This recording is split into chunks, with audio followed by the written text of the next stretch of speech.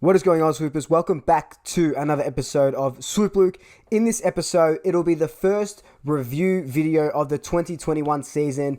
The AFLW girls went at it last night against Carlton. Let's run that intro, jump straight into it.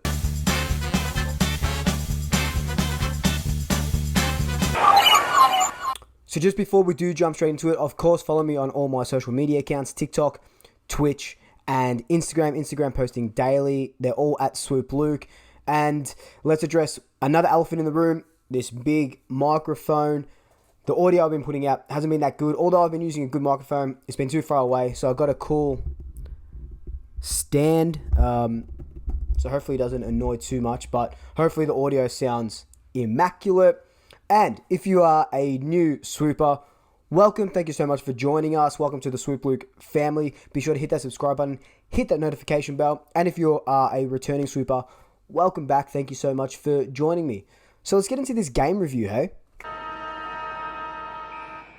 So Thursday night, in front of a sold-out COVID crowd at Icon Park, Collingwood took on Carlton in the first AFLW game of 2021 and the first game of the AFLW season and the first game that's been played in Victoria with the crowd since the AFLW last season. And it was electrifying, let me tell you. It was so good for footy to be back. I went to the game. It was something else. You don't know how much you miss something until it's taken away from you, and then you get to reunited with it. And it was just, the crowd was awesome. The Icon Park is really nice as well. We'll talk a little bit about that later. But, you know, with all supporters, Carlton supporters, Collingwood supporters, it was good to be back. I can't talk highly of it enough. It was a really good feeling to be back watching live football and not just, yelling at the TV in your lounge room. So the girls, they were underdogs against the Blues, who have been tipped to, take the whole thing, Taylor Harris and stuff like that, and win the premiership. But we came there on their home turf and absolutely smashed them from the get-go. It was a bit of a slog in that first quarter. Only 1 point was scored, but the contest was good. Okay, 1 point, but the contest was second to none. The girls, I saw someone on social media say that they just have no regard for their life. They're just smashing the contest and hip and shouldering and going hard and stuff like that. And that's exactly what you love to see, throwing their body around and all that. But it wasn't just that. The game was good and it was edge of your seat stuff. Then the second quarter happened. We kicked 4 unanswered goals. Up until half time, Carlton hadn't kicked 1 point or 1 goal. They were 0 going into half time. But we know how good they are. We knew they were going to come out firing. That 4-goal buffer really helped us win the game. Thanks to Chloe Malloy, Bree Davey getting that 1 goal. Aisling as well getting the opener of the AFLW season. Third quarter comes out. We know what's going to happen. Carlton put on 3 goals. Quick succession. They're getting a bit of a comeback. It's all in their forward half in that third quarter. Then Aisling gets on 1. Runs into an open goal. Kicks 1. And then the fourth quarter is another slog. It wasn't so much about Collingwood trying to score. It was about us not trying to let Carlton score, which they did, but they scored on the final siren, so ultimately didn't matter. It was an awesome game to watch. I hope some of you watched it on TV or you were there in the thick of it. That second quarter was electrifying from our girls. Even the first quarter, we had a lot of the ball. We just couldn't convert. But the girls play an electrifying brand of football, and that's all thanks to the coach, Steve Simmons, and what he's brought to the team and stuff like that, and our recruits, Chloe, Bree, Ruby as well. The girls, Stacey Livingston absolutely toweled up Taylor Harris. Like, I'm talking, wrap Taylor Harris in a towel and put her on someone else's doorstep, because Taylor Harris had no influence on this game, and Stacey was there intercepting, setting up from out back. Lauren Butler as well. There are a lot of good girls in this team that are only going to get better with more game time and playing to like crowds with that added pressure and stuff like that.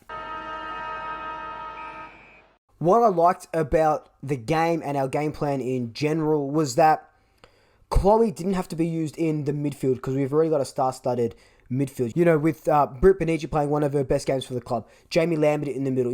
Steph Chiocci coming in through the middle as well. Brie, Davey, obviously. But what that means is Chloe can pinch hit or stay mainly in the forward line, pinch hit in the middle if she needs to. Kind of like a Jordan De Goey situation. And the same with Brie Davey. At one stage, we had Brie and Chloe playing, two deep forwards. So think of it as having Jamie Elliott and Jordan De Goey lining up deep forward and then pinch hitting in the middle when we need them. That's amazing, and it would scare all our opponents going in, especially their defenses and stuff like that. Two dynamic, electrifying players. Something that not a lot of teams have, and we've been lacking in that forward line in recent seasons, so it's good to see that we now have that dynamicism. Is that even a word? That dynamic in that forward and midfield line now. One of the things that I didn't like too much, and it is because the girls haven't played in over a year, no VFL or anything like that since AFLW season last year, was that when we were sort of transitioning the ball from the back line, we weren't moving it that quickly. Ruby got caught out at one stage and it got smothered and stuff like that.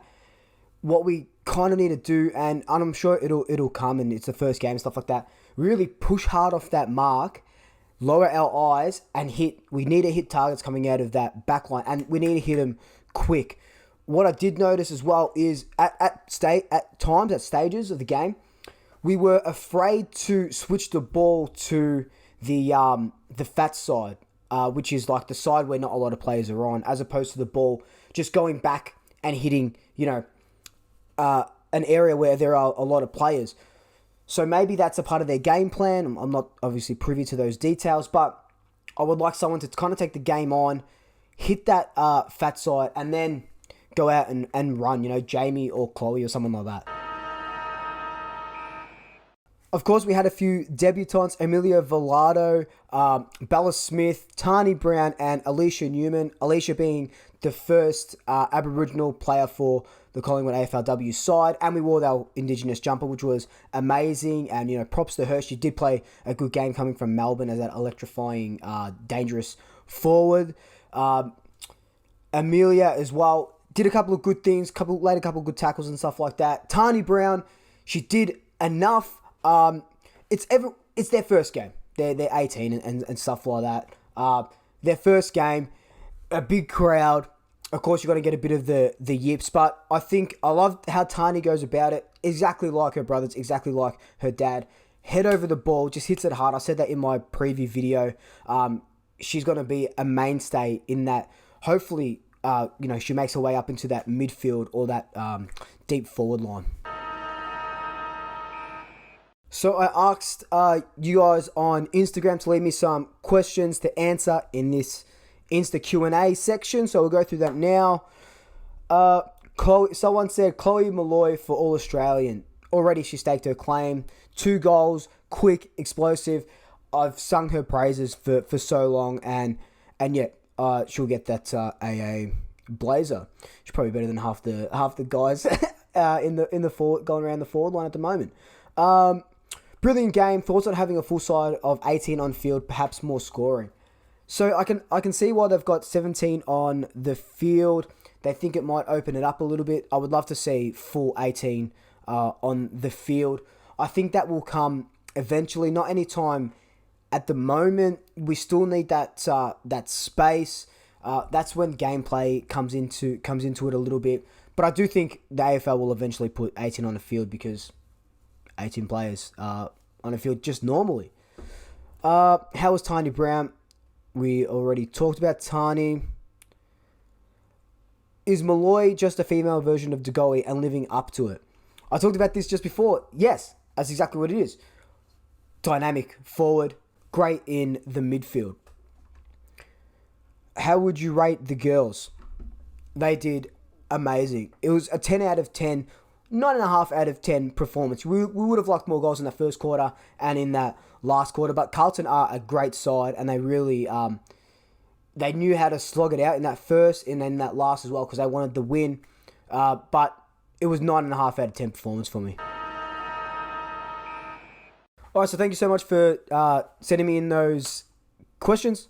Always up for a Q&A session. But our next game is at Vic Park against the Gold Coast Suns on February 6th. So be sure you get down to that. This will just be my quick review video. Let me know your thoughts down below. If you watched the game, if you liked it, what kind of gameplay elements would you change, and how did you rate the girls? Let me know down below. I love reading your comments, even though I am very, very slack to getting back to you. But leave them down below. Maybe we'll do a giveaway soon. Maybe an AFLW membership. Maybe a cap. We'll see. But until then, like, comment, subscribe. Tell your family, tell your friends, tell your pets. And until next time, Double Shackers, I'll swoop you later. Ooh la la.